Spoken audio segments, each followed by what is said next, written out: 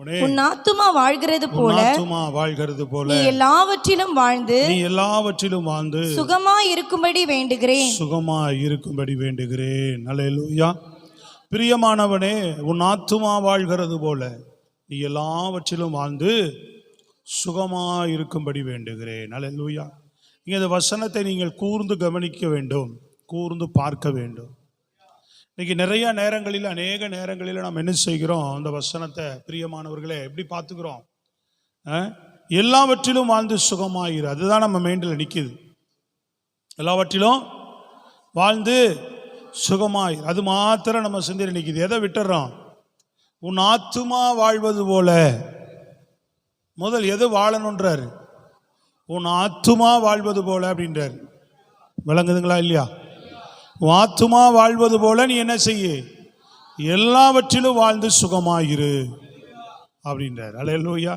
அப்போ ஆத்துமா சுகமா வாழ்ந்தா நம்ம எல்லாவற்றிலும் சுகமாய் தேவன் நம்மை இருக்க பண்ணுவார், எல்லாவற்றிலும் நிறைவாய் நம்மை நடத்துவார்.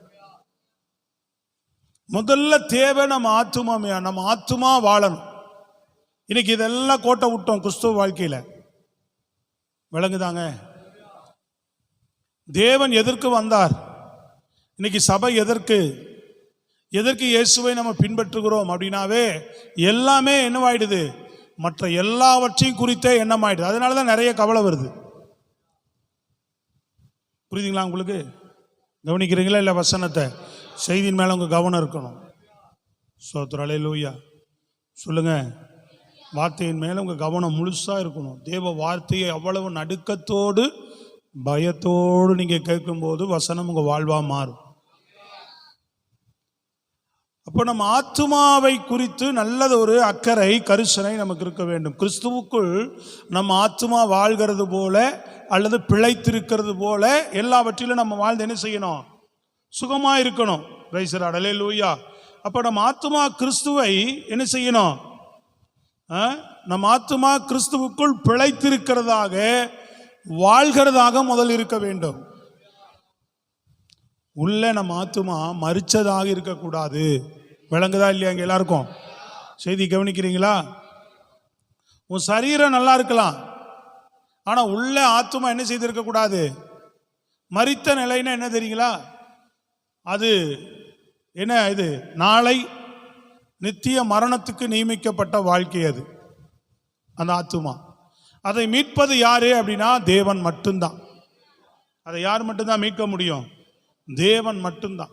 ஸ்தோத்திரம். அதனால தான் உன் ஆத்துமா வாழ்வது போல எல்லாவற்றிலும் நீ வாழ்ந்து. ஆத்துமா மீட்பு அருமையானது என்று வேதம் சொல்லுகிறது. ஆண்டவர் சொல்லுகிறார், ஒரு மனிதன் உலகம் முழுவதையும் ஆதாயப்படுத்தி கொண்டாலும் தன் ஜீவனை நஷ்டப்படுத்தினால் அவனுக்கு லாபம் என்ன? மத்தேயு 11:26 சரிங்களா? வாசிக்க வேண்டாம், எழுதி வச்சு கொள்ளுங்க. 11 மத்தேயு 11:26 என்ன சொல்லுது? உலகம் முழுதும் ஒரு மனிதன் ஆதாயப்படுத்தினாலும், நீ உலகம் முழுவதும் ஒரு மனுஷன் ஆதாயப்படுத்திடலாமா? சொல்ற, நீ ஆதாயப்படுத்தி கொண்டாலும் உன் ஆத்துமாவை, உன் ஜீவனை நீ நஷ்டப்படுத்தி இருந்தா என்னப்பா உனக்கு லாபம்ன்ற? இன்னைக்கு நாம் என்ன பண்றோம்? உலக காரியங்களில் ஆதாயப்படுத்தி கொள்ள ஓடிக்கொண்டே இருக்கிறோம். உன் ஆத்துமாவை நீ நஷ்டப்படுத்திக்கிட்டு இருக்கிறியே. எது லாபம் என்று வேதம் சொல்லுகிறது? ஆத்துமா மீட்புதான் லாபம் என்று சொல்லுகிறது. உன் ஆத்துமாவை நஷ்டப்படுத்தாமல் நீ காத்துக்கொள்வாய் என்றால் அதுதான் லாபம். அதுதான் லாபம். அப்போ ஆத்துமா நீங்க லூக்கா 12:19-20 ஆண்டவர் சொல்றாரு இல்லையா? ஒரு மனுஷனை பார்த்து, நான் என்ன பண்ணேன்? அநேக பொருட்களை சம்பாதித்து வைத்திருக்கிறேன், என்ன செய்திருக்கிறேன்? பின்பு ஆத்துமாவே, உனக்காக அநேக வருஷங்களுக்கு அநேக பொருள்கள் சேர்த்து வைக்கப்பட்டிருக்கிறது. நீ இளைப்பாரி புசித்து குடித்து பூரிப்பாயிரு என்று என் ஆத்துமாவோட சொல்வேன் என்று தனக்குள்ளே சிந்தித்து சொல்லிக் கொண்டான். தேவனும் அவனை பார்த்து சொல்றார், இன்றைக்கு உன் ஆத்துமா எடுத்துக்கொள்ளப்படுமானால் உன்னுடையவைகள் யாருடையவைகள் ஆகும்? வழங்குதாங்க. நம்ம ஓடுறோம், பிரயாசப்படுறோம். நம்ம ஆத்துமா வெளியில வந்துருச்சுன்னு சொன்னா உன்னுடையது யாருடையதாகும்? அப்போ இந்த ஆத்துமா வெளியில வரும்போது எங்க போகும்? அதான் முக்கியம். அதுதான் ரொம்ப நம்ம கவனம் உள்ளவராக இருக்கணும். அதனாலதான் நீதிமொழிகளை சொல்லுகிறார் 19ஆம் அதிகாரம் 2வது வசனம். எல்லாரும் வாசிங்க பார்ப்போம். 19:2 ஒரே வார்த்தை வேகமா. நீதிமொழிகள் 19:2. ஆத்துமா அறிவில்லாமல் இருப்பது நல்லதல்ல. ஆத்துமா போதும். ஆத்துமா அறிவில்லாமல் இருப்பது நல்லதல்ல.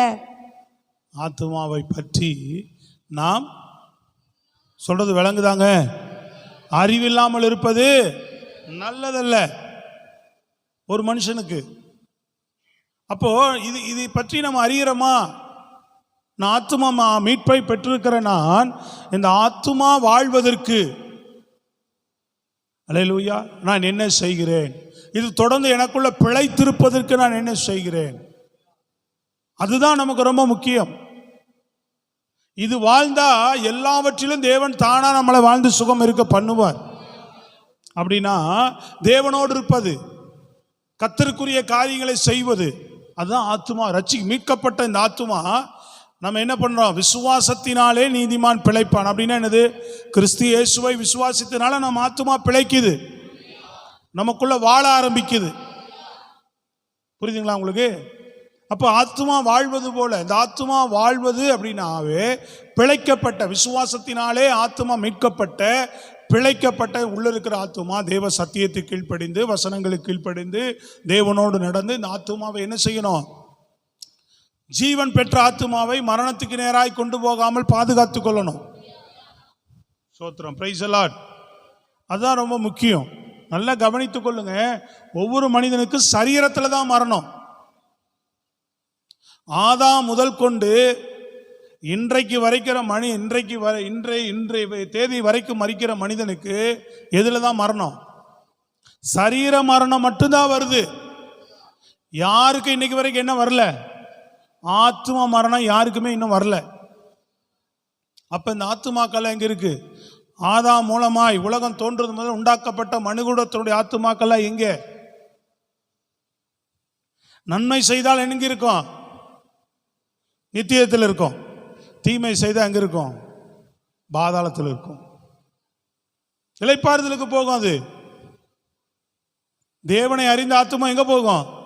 இளைப்பாறுதல். தீமை செய்த ஆத்துமா ஏன் அப்படின்னா, எப்படி ஆண்டவர் உருவாக்கினார் ஒரு மனுஷனை?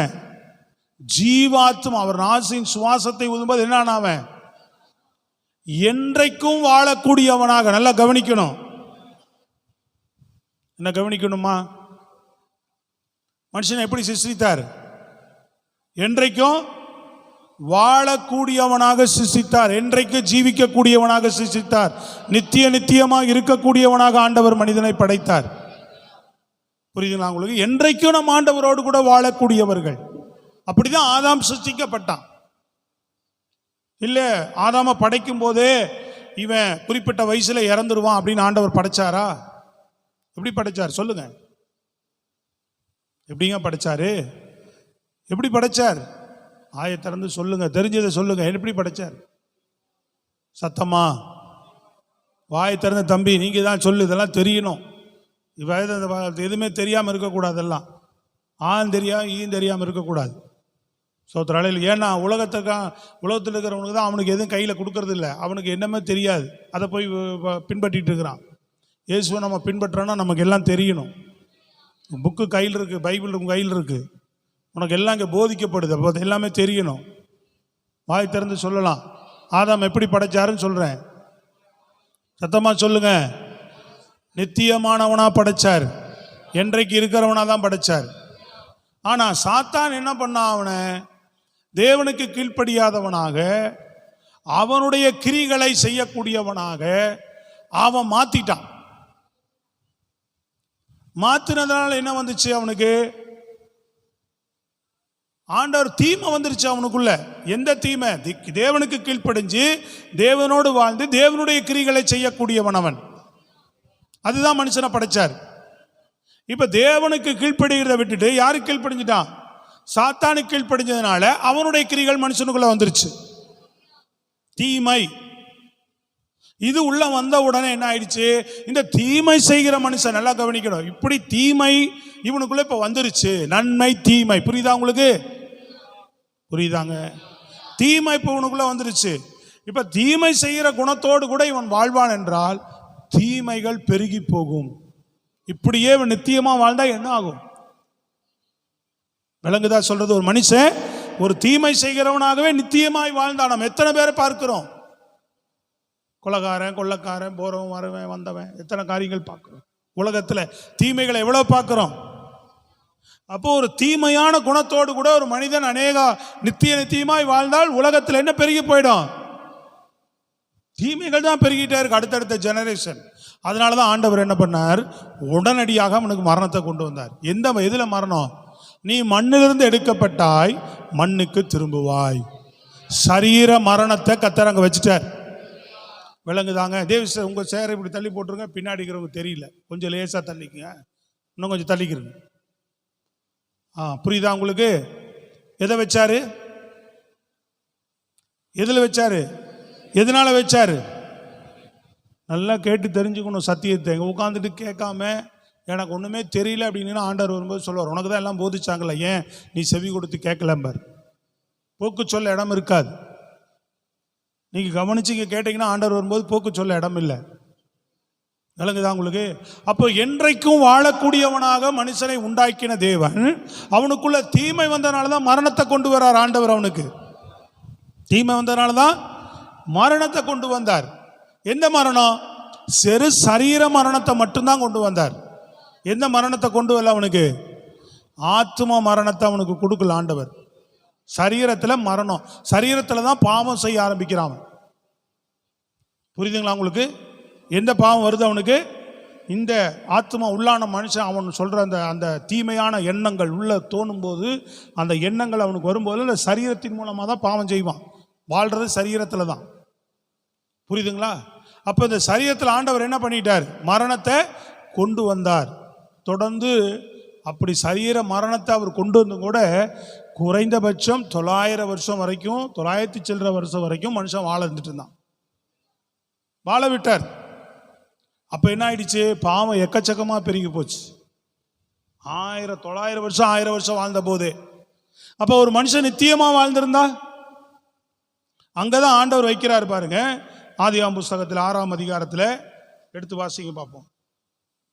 6ஆம் அதிகாரம் 3 வாசிங்க பார்ப்போம். அப்பொழுது கர்த்தர், என் ஆவி என்றைக்கும் மனுஷனோட போராடுவதில்லை, அவன் மாம்சம்தானே, அவன் இருக்க போகிற நாட்கள் 120 வருஷம் எப்படி வச்சுட்டாரு? அது வரைக்கும் எவ்வளவு நாள் வாழ்ந்துட்டு இருக்கிறான்? 900 வருஷம் வரைக்கும் வாழ்ந்துகிட்டு இருக்கிறான். அல்லேலூயா. நீங்க பாத்தீங்கன்னு சொன்னா யாரு? மெத்துசலா 962 வருஷம். சோத்திரம். மெத்துசலா எத்தனை வருஷம்? 962 வருஷம். 27 மெத்துசலாவுடைய நாளெல்லாம் 969 வருஷம். 69 வருஷம். சோத்திரம். புரியுதா உங்களுக்கு? அதிகபட்சம் யார் வாழ்ந்தது? ஆமா. அப்போ இவ்வளவு வருஷம் வாழ்ந்தவன ஆண்டவர் டக்குன்னு என்ன சொல்றாரு? இப்ப என்ன சொல்லிட்டாரு? டக்குன்னு குறைக்கிறார். ஏன் காரணம் பாருங்க, 5வது வசனத்துல பாருங்க. மனுஷனுடைய அக்கிரமம் பூமியிலே பெருகினது என்றும் அவன் இருதயத்தின் நினைவுகள் தோற்றங்கள் எல்லாம் நித்தமும் பொல்லாததே என்றும் கர்த்தர் கண்டு தாம் பூமியிலே மனுஷனை உண்டாக்கினதற்காக, கவனிங்க, பூமியிலே மனுஷனை உண்டாக்கினதுக்காக கர்த்தர் மனஸ்தாபப்பட்டார். என்ன பண்ணார்? அவர் மனஸ்தாபப்பட்டார். அல்லேலூயா. அவன் இருதயம் எப்படி இருக்கு? நித்தமும் பொல்லாத இருதயமா இருக்கு. அதனால அவர் மனஸ்தாபப்பட்டு என்ன செய்கிறாரு?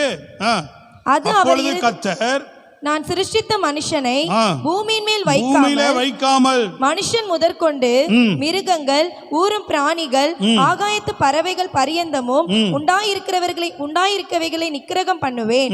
நான் அவர்களை உண்டாக்கினது எனக்கு மனஸ்தாபமா இருக்கிறது என்றார். எல்லாத்தையும் அழிச்சிருவேன் அப்படின்ட்டார். விட்டே வைக்கிறதுக்கு அவருக்கு விருப்பம் இல்லை. தீமை எக்கச்சக்கமா பெருகுது.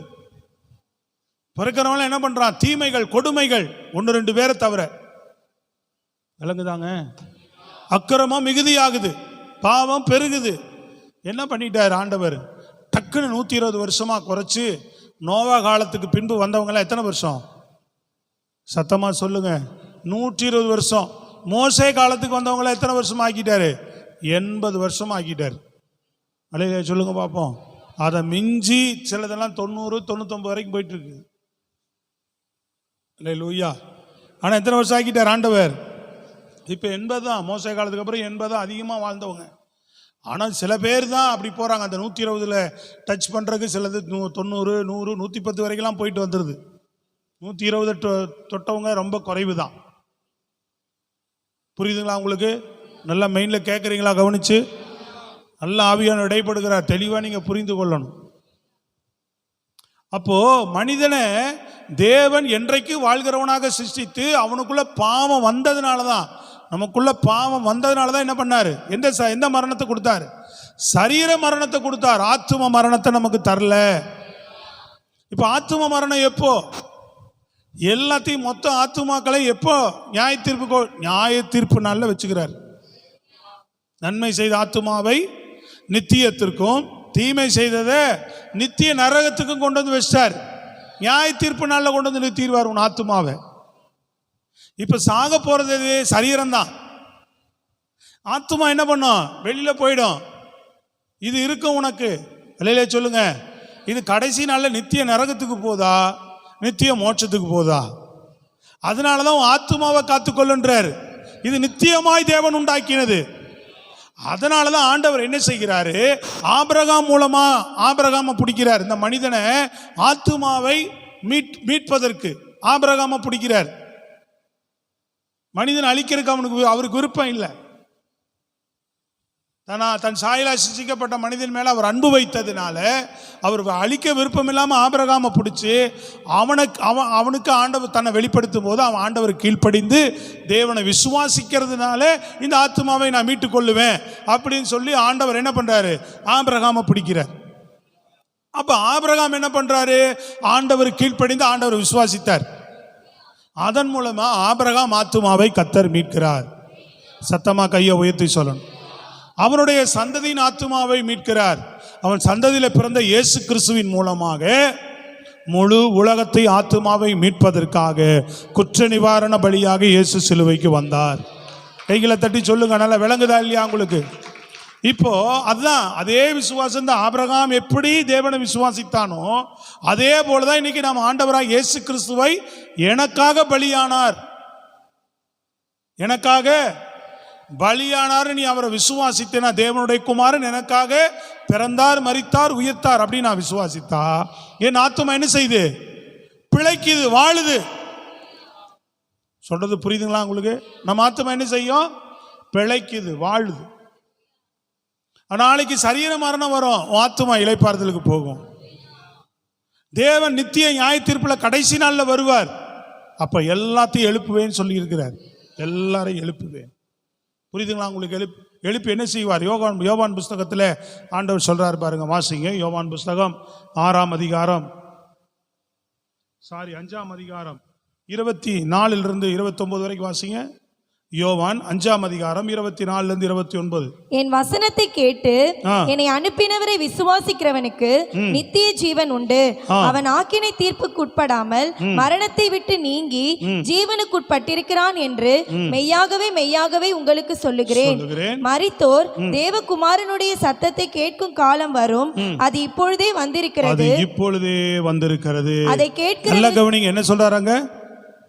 எல்லாரும் வாசிங்க. அது என்ன சொல்லப்படுது?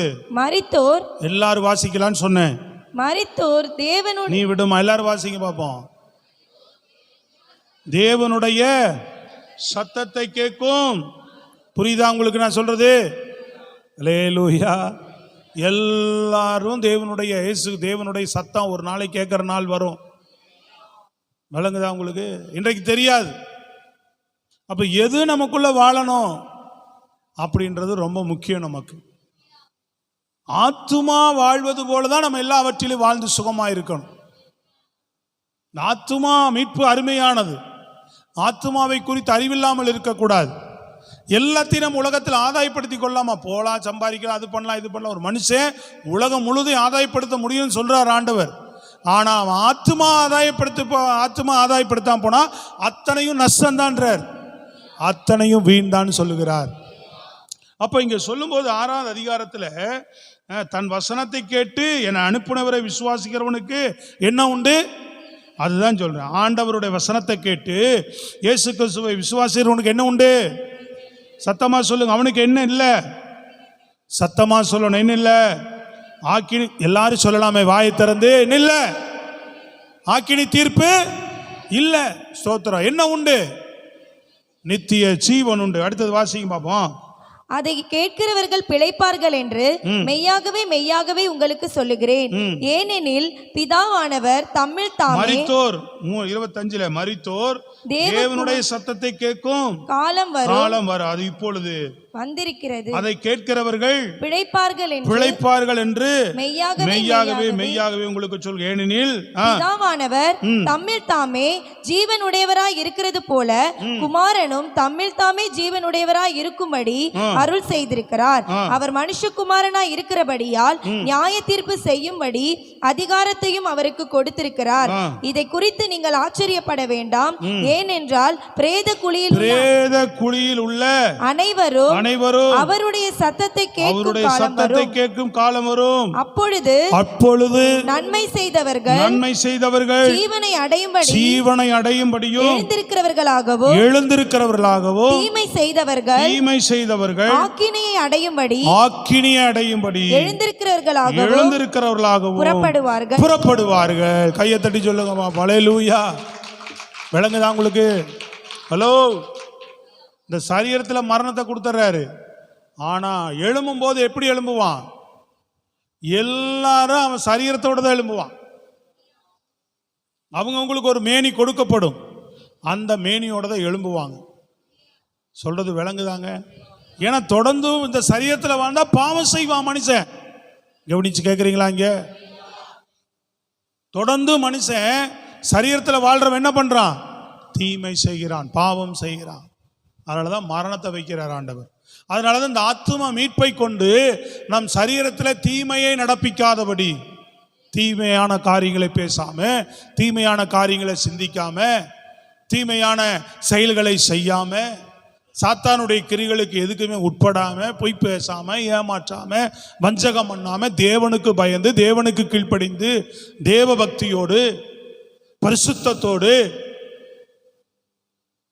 இன்னைக்கு நீங்க விளங்கி கேட்கல, நம்ம தேவனுடைய காரியங்களை நீ புரிந்து கொள்ளலைன்னா, பிரியமானவர்களே நல்லா தெரிந்து கொள்ளுங்க, வரும்போது உன் ஆத்துமா நித்தியத்துக்கு இல்லை, நித்திய தண்டனைக்கு போகிறதா மாறிடும்.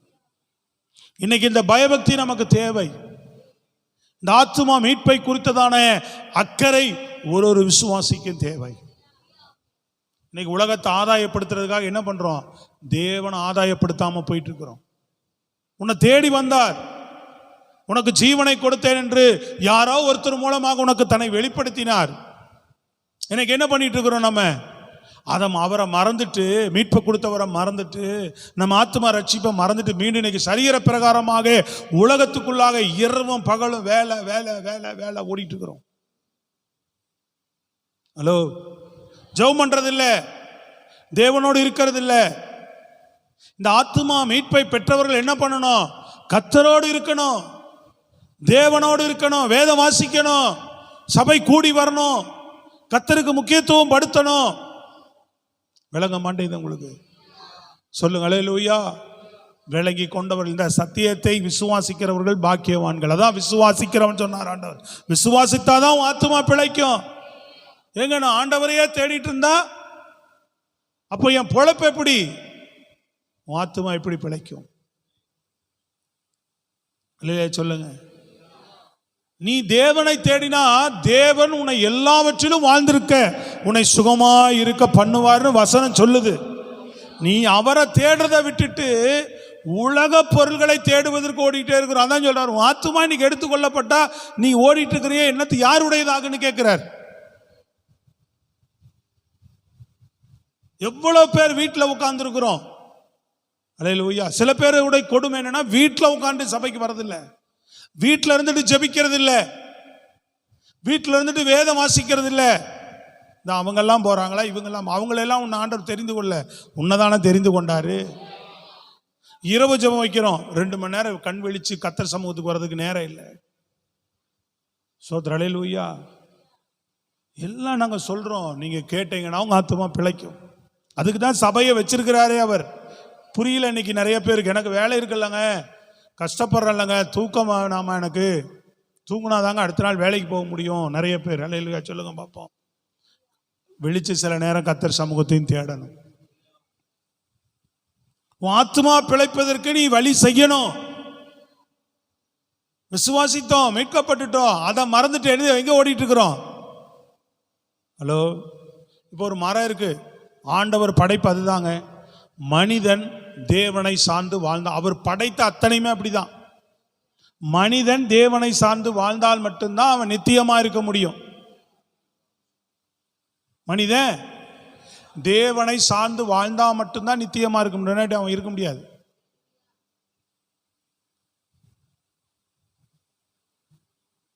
புரியுதுங்களா இல்லையா? ஒரு மரம் இருக்கு அப்படின்னா, அந்த மரத்தை நீங்க அதை பிடுங்கி கொண்டு போய் நல்லா அழகா இருக்கு, என் மொட்டை மாடியில் வச்சுக்கலாம் அப்படின்னு கொண்டு போய் வச்சுக்கிட்டீங்கன்னா இருக்குமா? ஒரு சின்ன செடியை வாங்கி அதையே மொட்டை மாடியில் வைக்கலாம், என்ன பண்ணோம்? அந்த மண், நிலத்தினுடைய மண்ணை என்ன செய்யணும்? எடுத்துட்டு போயிட்டு அந்த தொட்டியில் வச்சு தான் என்ன பண்ணுறான் அன்னைக்கு அந்த சின்ன செடியை வீட்டு மொட்டை மாடியில் அழகுபடுத்துறதுக்கு வைக்கிறான். அது அதுக்குள்ள இருந்தால் மட்டும்தான் வளரும். அந்த மண்ணுக்குள்ள இருந்தால் தான் அதுக்கு என்ன உண்டு? ஜீவன் உண்டு, உயிர் உண்டு. அதுபோல் நீ இயேசுவோடு இருந்தால் தான் உனக்கு ஜீவன் உண்டு, உனக்கு உயிர் உண்டு. உன் ஆத்துமா அப்பதான் பிழைத்திருக்கும். இயேசுவோடு தான் இருக்கணும். அவரோடு இருக்கிறது தான் அழைச்சாரு. ஆதாம அதுக்கு தான் படைச்சாரு. அப்ப ஆண்டவருக்கு தெரியாதா உலகத்திலேயே போய் வேலை செய்யணும், சம்பாதிக்கணும்? ஆபிரகாம் வேலை செய்யலையா? ஹலோ. ஈசாக்கு விதைத்து விவசாயம் பண்ணலையா? யாக்கோபு பாடு மேய்க்கலையா? சொல்லுங்க. பேதுரு மீன் பிடிக்கிற வேலை செய்யலையா? எல்லாரும் அவர்கள் வேலை செஞ்சுட்டு தான் என்ன பண்ணாங்க. ஏனோக்கு எத்தனை வருஷம் வாழ்ந்தான்? 365 வருஷம் இல்லையா? ஆண்டவரோடு வாழ்ந்து என்ன பண்ணான்? தேவனோடையே சஞ்சரிச்சானா. அதனால கர்த்தர் அவனை எடுத்துக்கிட்டார். குடும்பத்தோட வாழ்ந்துங்க, வேலை வெட்டிகளை செஞ்சுட்டு 500 வருஷமா நோவா என்ன பண்ணியிருக்கிறாரு? தேவனோடு சஞ்சரிச்சு நீதிமானும் உத்தமனுமா வாழ்ந்திருக்கிறார். அதனாலதான் அந்த மனுகுலத்தை அழிக்கும் போது அவன் மேல கிருபை வச்சார். சோத்திரம். புரியுதா இல்லையா உங்களுக்கு? சத்தமா கையை உயர்த்தி சொல்லுங்க. அப்ப இன்றைக்கு நாம் என்ன செய்யணும்? நல்லா கவனிங்க. ஆண்டவர் நன்மை செய்கிறவர்களை தீமை செய்கிறவர்களை எழுப்ப வரப்போகிறார். ஐயா, நம்ம ஆத்துமா, மீட்கப்பட்ட ஆத்துமா, நம்ம என்ன பண்ணிட்டு இருக்கிறோம்? விசுவாசித்தா போதுமா? அவரோட வாழுதா உன் ஆத்துமா? வாழுதா? வசனத்துக்கு கீழ்ப்படிதான் உன் ஆத்துமா? புரியுதுங்களா உங்களுக்கு? ஏங்க, இதையெல்லாம் சொல்றதெல்லாம் வேதத்தில் சொல்றது உன் ஆத்துமா, உன் மனசு எண்ணமும் கேட்குதா, இல்லை பக்கத்து வீட்டுக்காரம்மா சொல்றதை கேட்குதா? என்ன கவனிக்கணும். உன் உறவினர் சொல்றதை கேட்குதா, உன் நண்பர் சொல்றதை கேட்குதா, அல்லது உன் கணவன் மனைவி சொல்றதை கேட்குதா, உன் பிள்ளைகள் சொல்றதை கேட்குதா, உலகம் சொல்றதை கேட்குதா? புரியுதாங்க? ஹலோ. எதை கேட்டு வாழ்றோம் நம்ம? புரியுதுங்களா உங்களுக்கு? அப்ப நம்ம ஆத்துமா தொடர்ந்து பிழைக்க என்ன செய்யணும் தெரியுங்களா? இவங்க ஒரு அட்வைஸ் கொடுக்குறாங்க, இவங்க ஒரு ஆலோசனை சொல்றாங்கன்னா, இந்த வசனத்துக்கு உட்பட்டு இயேசுவை மையப்படுத்தி எனக்கு ஆலோசனை சொல்றாங்களா, அதை நீ ஏற்றுக்கொண்டா உன் ஆத்துமா பிழைக்கும். கையை தட்டி நல்லா சொல்லணும், என்னை கவனிக்கணும். விளங்குதா இல்லையாங்க? அதுதான் கேட்கணும். கோவப்படக்கூடாதுமா, எரிச்சலாகக்கூடாதுமா, கசப்பு இருக்கக்கூடாதுமா, சகிப்புத்தன்மை வேணும், விட்டு கொடுத்து போகணும், பொய் சொல்லக்கூடாது, முரண்டு பிடிக்கிற இருக்கக்கூடாது, இச்சைகள் இருக்கக்கூடாது. இதெல்லாம் இயேசு நம்ம ஆத்துமாவை மீட்டதுக்கு எதிரான காரியம். அப்படி இருக்கக்கூடாதுன்னு சொல்லும்போது நம்ம ஆத்துமா என்ன சொல்லணும்? என்ன சொல்லணும்? சரின்னு கேட்கணும். இல்லையா? சொல்லுங்க பார்ப்போம். சோத்திரம், பிரைஸ் எல்லாம். ஆமாம், இல்லைன்னா என்ன ஆகும்? சில பேர் சொல்லுவான், அவங்க பேசுறதுக்கு மறுபேச்சு பேசினா தானே செட் ஆகும் அவங்கள்ட்ட. ஆமாம், அவங்க முகத்தை முழிச்சா எப்படி? ஹலோ, இப்படி 4 பேர் சொல்லி கொடுக்கறத கேட்டால் எப்படி இருக்கும்? தப்பான காரியங்களை சொல்லி கொடுக்கிறவங்களுடைய காரியங்களை கேட்டால் நம்ம ஆத்துமா பிழைக்குமா? பிசாசு சொல்லி கொடுக்குற காரியத்தை கேட்டால் ஆத்துமா பிழைக்குமா? உலக வழிபாடுகள் நடக்கிற காரியங்கள் விஷயங்களை பார்த்து நீ அதை பின்பற்றினா உன் ஆத்துமா பிழைக்குமா? நான் சொன்ன, என் வசனத்தை கேட்டு என்னை விசுவாசிக்கிறவன் பிழைப்பான்னு சொன்னார். கையை தட்டி சொல்லுங்க அல்லேலூயா. அவனுக்கு என்ன இல்லை? மரணம் இல்லை. அப்ப நம்ம யாரோடு வாழணும்? இதெல்லாம் கேட்டு நம்ம யாரோடு இதெல்லாம் பாருங்க, நமக்கு செவியை கொடுக்க வராது. நிறைய பேர் செவியை கொடுக்கல. சோத்திரம், அல்லேலூயா. இல்லைன்னா உன் ஆத்மா மரித்த நிலையில தான் போகும். இயேசுவை மீட்கப்பட்டேன்னு சொல்லிட்டு உன்னை நீயே ஆண்டவரே, ஆண்டவர் வரும்போது ஆண்டவரே அப்படின்னா இல்லையாம்மா. சோத்திரம், அல்லேலூயா. நீ கிறிஸ்துவ என்ற போர்வையில் இருந்த மெய்யான ரட்சிப்பு உனக்கு இல்லையே. உன் ஆத்துமாவே உனக்கு கொடுத்து நான் மீட்டு கொடுத்த உன் ஆத்துமாவே நீ காத்து கொள்ளலையேம்பார் ஆண்டவர். சரீர மரணம் வந்தே தீரும் ஒரு நாள். உன் ஆத்துமாவுடைய நிலை என்ன? சபையே வெளித்துக்கொள், ஜாக்கிரதையா இருங்க. ஆண்டவர் வரப்போகிறார். சத்தம் வரணும். அல்லேலூயா, ஆமென். செவி கொடுக்க மாட்டீங்க நிறைய பேர். உணர மாட்டோம். நம்ம இன்னைக்கு விழித்து கொள்ள மாட்டோம், புரிந்து கொள்ள மாட்டோம். இன்னும் பிசாசினுடைய வஞ்சகத்தில் ஏமாந்து விழுந்து போகிறவர்களா இருக்கக்கூடாது. சுயமாம்சத்துக்கு இடம் கொடுத்து ஜாக்கிரதையாய் விழித்திருந்து தெளிந்த புத்தி உள்ளவர்களா இருந்து வசனம் சொல்லுதா? சத்தமா ஆமென் அல்லேலூயா சொல்லுங்க. நம் ஆத்துமாவை காத்து கொள்ளுகிறவர்களாக இருக்க வேண்டும். தேவனை தேடுவதற்கு நேரத்தை ஒதுக்கணும். நீ அவரோடு வாழ்ந்தாதானே உன் ஆத்துமா பிழைக்கும். நம்ம ஜெபம் பண்ணுங்க, ஜெபம் பண்ணுங்க, ஆண்டவரை தேடுங்க, துதிங்கன்றோமே. எதுக்கு? ஆண்டவர் இந்த பூமியில மனுஷனுக்கு அதை தான் வழி வச்சுக்கிறார். இப்போ முதல் எப்பொழுதும் அவர் பிரசன்னத்திலேயே இருக்கிறார். தேவையில்லை. நீ பரலோகத்தில் போய் ஜெபிக்க வேண்டியதில்லை, தெரியுமா? ஹலோ, பரலோகத்தில் போய் சத்தமா சொல்லுங்க, என்ன செய்ய வேண்டியதில்லை? ஜெபிக்க வேண்டியதில்லை, சபை கூடி வர வேண்டியதில்லை, பைபிள் இல்லைங்க. விளங்குதாங்க? அங்க எப்பவுமே நீ தேவ பிரசன்னத்திலேயே இருக்கிற, தேவனையே எப்பொழுதும் தரிசிக்கிற நீ. அவர் ஓயாம துதிச்சுட்டு இருக்கிறதா நம்மளுடைய வேலை. கைகளை தட்டி சொல்லுங்க, விளங்குதா இல்லையா? நல்ல ஜீவனோடு தட்டி சொல்லணும், ஸ்தோத்திரத்தோடு. நல்லா தட்டிலாமா சகோதரிகள், நல்லா உற்சாகமா, நல்ல பலத்தோடு. அல்லேலூயா. சத்தமா சொல்லுங்க பாப்பா, கையை உயர்த்தி அல்லேலூயா. ஆமா, அந்த எண்ணம் நமக்கு வேணும். புரியுதுங்களா உங்களுக்கு? தேவனோடு நீங்க இருந்தா மட்டும்தான். அதான் ஜெபிக்க சொல்றோம். இங்கே பூமியில மனுஷனுக்கு வச்ச நீதி அதுதான். வசனம் கொடுக்கிறாரு, ஜெபம் என்ன சொல்றாரு? தேவனை துதிக்கணும், சபை கூடி வரணும். இது நீ இருந்தாதான் உங்க மனசாட்சி. நம்ம சபையில இது இந்த காரியத்தை நீங்க மாத்தினீங்கன்னா உங்களுக்கு நல்லது. சண்டே மட்டும் வருவேன்ற விசுவாசி சபை விசுவாசியே அல்ல. நான் சொல்றேன், அவங்க குடும்ப உறவுக்குள்ளேயே இல்லை. அல்லேலூயா. எத்தனை குடும்பம் நீங்க ஏதாவது பாருங்க, குடும்ப சொந்தக்காரன் வீட்டுக்கு மட்டும் எப்பாவது என்ன பண்ணிட்டு போவீங்க? எப்பாவது ஃபங்க்ஷன்னா பண்டிகைனா போய் தலை காமிச்சு வருவீங்க. அந்த மாதிரி ஆள் நீங்க. குடும்ப உறவுனா, குடும்பம்னா எப்படி இருப்பீங்க? என் வீடுனா எப்படி இருப்பீங்க? எப்பாவது ஒரு முறையும் வீட்டுக்கு போவேன். இப்போ ஆராதனை முடிஞ்சோன்னு எங்கே போவீங்க? வாயை திறந்து சொல்லணும். ஆராதனை முடிஞ்சோன்னு எங்கே போவீங்கன்னு கேட்டேன். வாயை திறந்து சத்தமா எங்கே போவீங்க? உங்கள் வீட்டுக்கு தான் அடிக்க ஒருக்கா போய். வேலை முடிஞ்சா உடனே வீட்டுக்கு ஓடுவோம். ஏதாவதுனா வீட்டுக்கு ஓடுவோம். உடம்பு முடிக்கலாம் வீட்டுக்கு ஓடுவோம். தலைவலிக்குன்னா வீட்டுக்கு ஓடுவோம். இதாங்க குடும்பம், இதாங்க நம்ம வீடு. எப்பாவது வந்து போறவன் விருந்தாளி, அவன் குடும்பத்தை சேர்ந்தவன் அல்ல. துக்ககரமான காரியம் சபைக்கு. சண்டே மட்டும் நான் தான் வந்து போவேன் அப்படின்றது. சோத்திரம். எத்தனை பேர் அப்படி இருக்கிறீங்க? செவ்வாய்க்கிழமை கூட்டம் நடக்குது, விசேஷ மாலை சுத்திகரிப்பு கூட்டத்து கூட சில பேர் அசைய மாட்டீங்களே. வாக்குத்தத்த ஆராதனை இருக்கு, இரவு ஜெபம் நடத்துறோம், தூங்க தானே போறோம். ஒரு 2 நாள், ஒரு நாள் மாதத்துல ஒரே ஒரு நாள் ஒரே கூட்டம் தான் வராங்க. அது ரெகுலரா வர 35 பேர் தான் வராங்க. ஒரு நாள் நீ 3 மணி நேரம் முழிச்சா நம்ம செத்தா போறோம். சொல்லுங்க, தேவ சமூகத்துல தானே காத்திருந்து துதிக்க போறோம். இதே இரவு வேலை 500 ரூபாய் சம்பளம் தரான ஓடுறோம், அது சரீரத்துக்காக ஓடுற. உன் ஆத்துமா பிழைக்க என்ன வழி? சபையை விழித்து கொள்ள வேண்டாமா? இதை சொல்றதுக்கு தான் நாங்க இருக்கிறோம். சொல்லுங்க, உங்க நன்மையை எல்லா விதத்தில் நாடுகிறது தான் சபை. சத்தமா சொல்லணும், கையை உயர்த்தி. ஆமா, உங்களை பரலோகம் கொண்டு போகிற வேலை தான் சபை செய்த ஒழிய, இந்த பூமியில் எல்லா பாதுகாப்போடும் ஆசீர்வாதத்தோடு உங்களை வழிநடத்தி பரலோகத்துக்கு கொண்டு போகிறதா சபையினுடைய வேலை. அதை மட்டும் ட்ராக் பண்றது சபையினுடைய வேலை இல்லை. அதை மட்டும் கொடுத்தா நீ உலகத்தோடு வாழ்ந்து உலகத்தோடு போயிடுவோம். அதுக்கே நமக்கு சபை வரணும், மீட்பு வரணும், ரட்சிப்பு வரணும். சொல்றது விளங்குதாங்க? ஹலோ, புரியுதா இல்லையா உங்களுக்கு? சில பேர் ஏதாவது ஒரு சாக்கு போக்கு வச்சுக்கிட்டே இருக்கிறோம். நீ முயற்சி பண்ணா நம்ம என்ன பண்ணலாம்? வாய்ப்பை நீ ஏற்படுத்தி கொள்ளலாம். கர்த்தரை தேடுவதற்கு, தேவனை தேடுறதுக்கு வாய்ப்பை ஏற்படுத்தி கொள்ளலாம். இதை விட பெரிய பரிதாபம் என்ன தெரியுங்களா? டெய்லி ஜபம் இல்லை.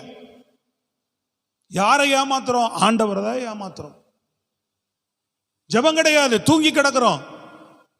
காலையில் எழுந்துச்சு கதை அடிச்சுக்கிட்டு உட்காந்துருக்கிறோம். வீட்டு வேலைகளை பார்த்துட்டு அப்படியே பொழுது போகுது. இன்னும் ஊழியம் செய்யறவங்கள நிறைய பேர் ஜெபம் பண்றது இல்லை. இதெல்லாம் ரொம்ப பரிதாபமான காரியம். சபையில ஊழியம் செய்கிறவர்கள் ஜெபம் பண்ணாம ஊழியம் செய்யறீங்க அப்படின்னா அது பரிதாபமான காரியம். நீங்க நூதன சீசனா மாறிடுவீங்க. வேத சத்தியத்துக்கு கீழ்ப்படிந்து ஜெபிச்சு தகுதியோடு வாழ்ந்தா ஊழியம் செய்கிறவர்களாக இருக்கணும். எந்த ஊழியமானாலும் சரிதான்.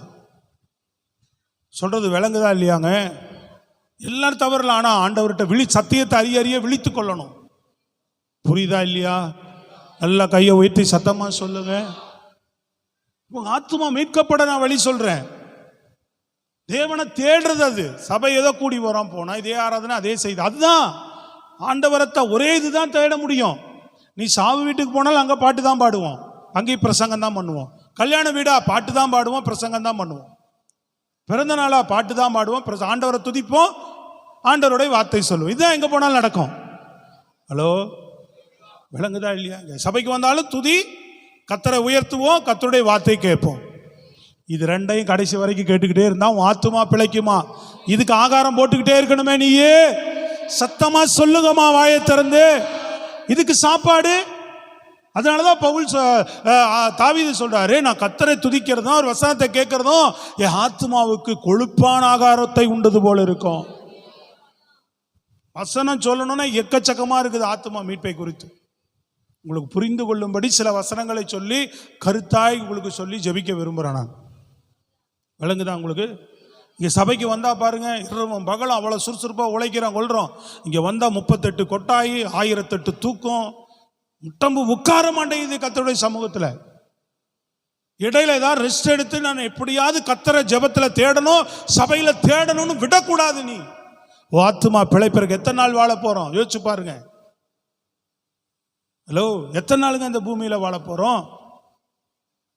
ஆண்டவரோட நம்ம இல்லைன்னா நம்ம ஆத்துமா மரித்துரும். நீ ரட்சிக்கப்பட்டா மட்டும் பத்தாது, சபையோடு அங்கமா இருக்கணும். மெயின் இங்கே இருக்கணும். பலிபீடத்திலே உன் கயிறுகள் எப்பொழுதும் கட்டப்பட்டதாகவே இருக்கணும். சத்தமா சொல்லுங்க. இல்லாட்டி தேவன் சபை ஏற்படுத்தி இருக்க மாட்டார். கவனிக்கிறீங்களா இல்லையாமா?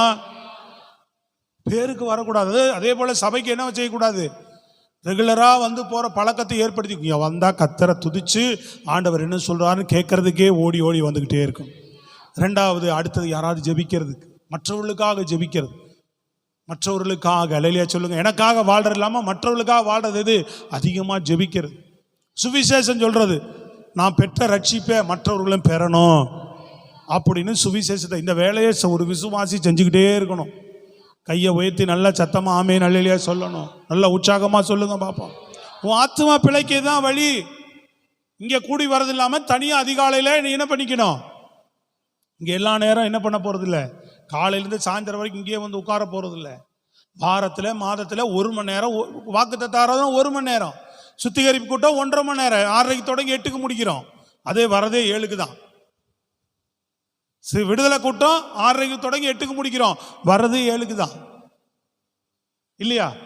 அப்ப அந்த 1 ஹவர் இப்படி வரதும், அதிகாலையில் நீ எழுந்து 1 ஹவர் ஜெபிக்கிறது, குடும்பமா சில நேரம் மாலையில கொஞ்சம் நேரம் கூடி ஜெபிக்கிறது தான் ஆத்துமா பிழைக்கும். சொல்லுங்கம்மா அல்லேலூயா சத்தமா ஆமென் அல்லேலூயா சொல்லு. பாவம் செய்யாம, தீங்குக்குள்ள போகாம, தீமையான காரியங்களை விட்டு தேவனிடத்துல இருந்து உன் ஆத்துமாவை நீ பாதுகாத்துட்டே. இன்னாட்டி கண்டிப்பா நான் அடிச்சு சொல்றேன், ஆண்டவரோடு இராதவர்கள் தானா பாவம் செய்ய ஆரம்பிச்சிருவாங்க. ஏங்க, கர்த்தரோடு நடக்கிறவனையே மாம்சம் தூண்டுங்க, பாவம் செய்ய தூண்டுங்க.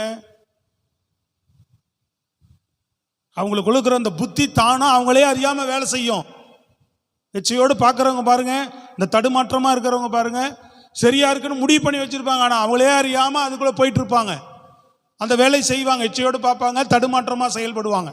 இந்த குடிகாரம் பாருங்க, திருந்திடணும் ஒப்பு கொடுத்துருப்பான், தன்னையே அறியாம குடிக்கிற ஒயின் ஷாப் பக்கம் போவான். விளங்குதான் உங்களுக்கு? சத்தமா சொல்லுங்க. எவ்வளவு கவனமா நீ கர்த்தருக்கும் வாழ்க்கையை நீ ஒப்பு கொடுத்து ஜாக்கிரதையா இருக்கணும். ஆத்துமாவை காப்பாற்றிக் கொள்ளும். 80 வருஷம் இந்த பூமியில வாழ்ற கொஞ்ச காலம் நீ ஆத்துமாவை காத்து கொண்டால் ஆத்துமா மீட்பு அருமையானது. பிரியமானவனே, அப்படி ஆத்துமா வாழ்வது போல நீ ஆத்துமாவை நீ வாழ்ந்தா, உனக்குள்ள வாழ்ந்தா, எல்லாவற்றிலும் வாழ்ந்து சுகமாக இருக்கும்படி தேவன் உனக்கு அருள் செய்கிறவராக இருக்கிறார். கரங்களை தட்டி சொல்லுங்க. எல்லாவற்றிலுமே உன் சரீர சுகம், குடும்ப நன்மை, அது இதில் எல்லாத்துலேயுமே கர்த்தருடைய பிளஸ்ஸிங் உன்ட்ட வந்துக்கிட்டே இருக்கும். கர்த்தர் அப்படிப்பட்டவங்களை ஆசீர்வதிச்சுக்கிட்டே இருப்பேன். அவருடைய ஆசீர்வாதம் உண்டாகும். நம்மளாம் ஆசீர்வாதத்தை தேடி ஓடிக்கிட்டு இருக்கிறோம் வெளியில். இப்படி சம்பாதிக்கலாம், அப்படி பண்ணலாம், இப்படி ஏங்க, நினைக்காத காரியங்கள் ஆண்டவர் செய்வாருங்க. தேவனுக்காக ஒன்றை இழந்து பாருங்க, தேவன் 100 மடங்கு விசுவாசத்தோடு செய்து பாருங்க, தேவன் 100 மடங்கு தருவார். 100 மடங்கு தருவார். அல்லேலூயா. தேவனை தேடணும். சீக்கிரம் வேலை ஒதுக்கி நேரத்தில் போய் படுத்து காலையில் எழுந்திரிச்சு ஜெபிச்சுப்பார். ஜெபிச்சுட்டும் அன்றாட வேலையை நீ தொடங்கிப்பார். ஜெபனா என்னது? ஜெபிக்க சொல்றாருன்னு நிறைய பேர் என்ன பண்ணிட்டுக்கிறாங்க, 15 நிமிஷம், அரை மணி நேரம் ஜெபம் பண்ணிட்டுக்கிறாங்க. வேதம் சொல்லுது 1 மணி நேரமாவது என்னோடு விழித்திருக்கணும்னு சொல்லிட்டாரு. விசுவாசிகள் 1 மணி நேரம், ஊழியம் செய்கிறவர்கள், சபையில் ஊழியர்கள் 1.5 மணி நேரம் 2 மணி நேரம் ஜெபிக்கணும். எங்களை போல ஆட்கள் ஒரு நாளைக்கு 3 மணி நேரம் 5 மணி நேரம் ஜெபிக்கணும். சொல்றது விளங்குதாங்க? நான் அதனால தான் நீங்களெல்லாம் ஒரு முறை பைபிள் படிக்க சொன்னால் நான் 2 முறையாவது படித்து முடிக்கணும்னு முயற்சி பண்ணுவேன். கையை உயர்த்தி சத்தமாய் சொல்லு. நல்ல பலனோடு சொல்லுமா. மண்டையில் ஏறுதாங்க. உணர்றோமா நம்ம இருதயம்? அதான் உணரணுன்றார் ஆண்டவர். வசனத்தை போடுறோம், எத்தனை ஆத்துமா உணருது, எத்தனை இருதயம் இன்னைக்கு உணர்ந்துருக்குன்னு கேட்குறேன். ஹலோ, ஆண்டவர் இன்னைக்கு நல்ல ஆலோசனை எனக்கு கொடுக்குறாரு. என்னது? ஐயோ, நம்ம ஆத்துமா மீட்பு ரொம்ப அருமையானது. எனக்கு நீ உங்க ஆத்துமா மீட்கப்பட்டாச்சு. இதுல ஏதாவது சந்தேகம் இருக்கா? சொல்லுங்க. விசுவாசத்தினாலே உங்க ஆத்துமா என்ன ஆயிடுச்சு? மரணத்திலிருந்து விடுவிக்கப்பட்டுருச்சு. பிழைச்சிட்டீங்க நீங்க. புரியுதா உங்களுக்கு? அதெல்லாம் உட்கார்ந்து இருக்கிறோம். இது தொடர்ந்து பிழைத்திருக்க என்ன செய்யணும்? சரீரத்தில் இருக்கிற சரீரத்துக்கு சாப்பாடு போடலன்னா என்ன ஆகும்? சொல்லுமா. கரெக்டா போடுறியா இல்லையா? ஹலோ, சோப்பு போடுறீங்களா? முகத்துக்கு பவுடரு போடுறோமா? இன்னும் எவ்வளோ கிருமி போடுறோம்? இல்லைன்னா ஒரே வாரத்தில் என்ன ஆகிடும்? முகம் நல்லா தெரியும். நீ குளிக்கவே இல்லை, உன் முகம் ஹாஸ்பிட்டலில் 10 நாள் படுத்துக்கிறோம் பாருங்க. குளிக்காத மூஞ்சியை பாருங்க. நம்ம டெய்லி என்ன பண்ணுறோம்? சாப்பிடல என்ன ஆகும்? அவ்வளோதான், உடல் போயிட்டே இருக்கும். சீக்கிரமாக டெத்து. உன் சரீரம் ஒன்னொன்னா அவுட் ஆகும். கிட்னி அவுட்டு, கண் அவுட்டு, அது அவுட்டு, இது அவுட்டு, ஒன்னொன்னா போகும். ரத்தம் குறைஞ்சி போகும். எலும்பு ஜவ்வு பகுதி ஒன்னொன்னா காலி ஆகிட்டே வரும். சத்தான ஆகாரம் உடம்புக்குள்ளே போகலன்னா, சாப்பாடு சரியா இல்லைன்னா உடம்பு தானா. ஒரு பாஸ் அழகா சொல்றாரு, சின்ன பிள்ளை ஆரம்பத்தில் ஒழுங்கா நீங்க சாப்பிடாம போறீங்க, வாலிப பிள்ளைகள் அதிகமாக இதை செய்யறாங்கன்னு சொல்றாரு. இது செய்யாம போய் எப்போ இந்த பாதிப்பு தெரியும்? அவங்க கல்யாணத்துக்கு அப்புறம் பிள்ளை பெற போறாங்க பாருங்க, பிள்ளை பெரு நிற்காது. ஏன் அப்படின்னா, நிறைய பேருக்கு பிரச்சனை வருது. ஏன் அப்படின்னா, உடலை சத்து இல்லை, கர்ப்பப்பை வீக்கா இருக்குது, முடிஞ்சு போச்சு. புரியுதா உங்களுக்கு? சொல்லுங்களேங்க. அப்ப சரீரம் அவுட்டு, சாப்பாடு இல்லைன்னா ஆத்துமாவுக்கு என்ன? ஆத்துமாவுக்கு என்ன தேவை? எது ஆகாரம்? இயேசு தாங்க உனக்கு ஆகாரம். அவர் வசனம் தான் ஆகாரம். அதான் சொல்றாரு, என்னை புசிக்கிறவன் என்னாலே பிழைத்திருப்பான். அப்படின்னா அவரை விசுவாசிக்கிறவன். கையை தட்டி நல்லா சொல்லுங்க, நல்லா கையை தட்டி அல்லேலூயா. அவரோடு இருக்கிறவன் அதுக்கு தான் அவரோடு இருங்கன்னு சொல்றோம். சத்தமா சொல்லுங்க. மீட்கப்பட்ட ஆத்துமா அவரோடு இருக்கணும். அதுக்கு தான் அவர் அழைச்சார். அவர்களை எதுக்கு தெரிந்து கொண்ட என்னோடு இருக்க அப்படின்றார்.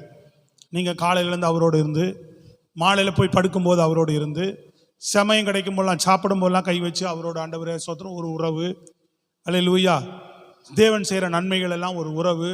எதிர்ப்பு பிரச்சனைகள் வரும்போதெல்லாம் அவர் சமூகத்தில் போய் ஜெபிக்கிறது, ஆண்டவரை இதை மாற்றி கொடுங்க ஜெபிக்கிறது. சபை கூடி வரும்போதெல்லாம் கிரமமாக ஜெபத்தோடு வந்து எவ்வளவு தீர்மானம் எடுக்கணும் நீங்கள் தான். ஆமாம், எவ்வளோ அபத்தமான காரியம் இது. ஏன் போகக்கூடாது? நான் அல்லேலூயா சொல்லுங்க பார்ப்போம். நான் கத்தர் அந்த மனதை நீங்கள் செட்டப் பண்ணுங்க. நான் கத்தரை துதிக்கிறதுக்கும் வசனத்தை கேட்கறதுக்கும் நான் சபைக்கு போயிட்டே இருக்கணும். நேரம் கிடைக்கும் போதெல்லாம் ஒதுக்கி என்ன பண்ணணும்? வரணும், கத்தரை ஆராதிக்கணும், வசனத்தை கேட்டு ஜெபம் பண்ணிட்டு போயிட்டே இருக்கணும். நேரம் இருந்தால் கிட்ட ஜெபிக்கலாம், இல்லைன்னா சோத்திரம் பண்ணிட்டு போயிட்டே இருக்கலாம். நீங்கள் சொல்றது விளங்குதாங்க? அல்லேலூயா. சத்தமா பைபிளை நேரம் கிடக்கும் போது எடுத்து படிக்கணும். ஆண்டவரோடு நீங்கள் பேசிகிட்டே இருக்கணும். அவங்க சிந்தையை அவர் மேலே வச்சிருக்கணும். ஏன் வேலை செய்யும் போது அவர் சிந்திக்க முடியாதாங்க? வேலை செஞ்சுட்டே எதையோ சிந்திக்கிறோமே. யாரை சிந்திக்கலாம்? வாயை திறந்து சொல்லுங்க, யாரை சிந்திக்கலாம்? அவரோடு நீ இருக்கலாமே. அவரோடு இருக்க உன் ஆத்துமா என்ன செய்யும்? பிழைத்தே இருக்கும். ஸ்தோத்திரம். அல்லேலூயா. அப்பொழுது பிரியமானவர்களே, உங்களை எல்லாவற்றிலும் அவர் வாழ்ந்து சுகமாக இருக்க பண்ணுவார். எழுந்து அர்ப்பணிப்போமா? அல்லேலூயா.